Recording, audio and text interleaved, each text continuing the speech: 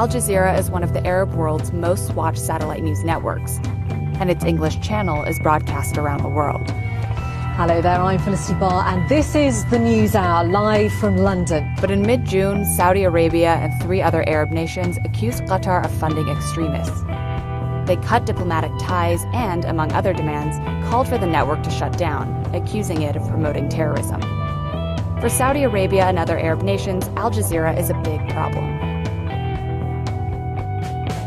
After gaining independence from Britain in 1971, Qatar deferred to Saudi leadership in the region.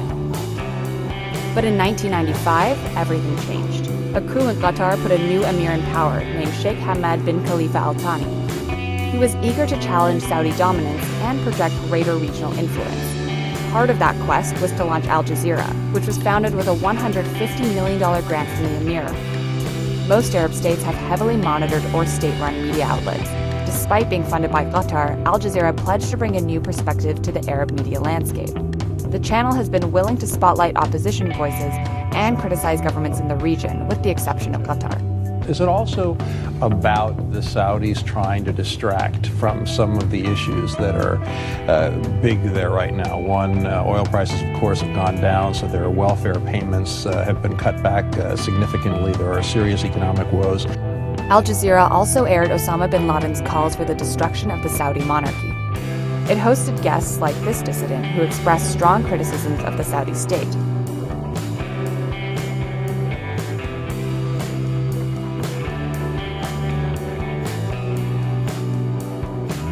After his remarks on a show in 2002, Saudi Arabia withdrew its ambassador from Qatar for 6 years.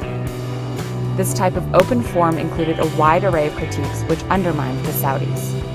But early on in the Syrian conflict, many experts agree that private Saudi money was used to fund the now notorious Islamic State of Iraq and the Levant. The Saudis have denied these charges leveled against them on the channel, but the onslaught irritated them. They'd been working since the 1970s to exert tight control over media in the Arab world.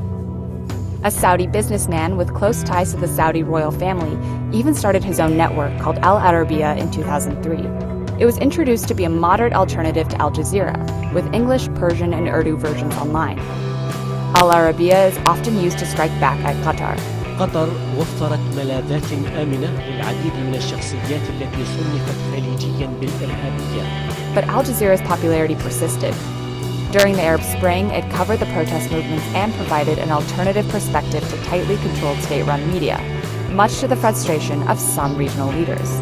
One person who is not afraid to die can start a revolution, but it is only when hundreds and then thousands have lost their fear that a revolution becomes inevitable.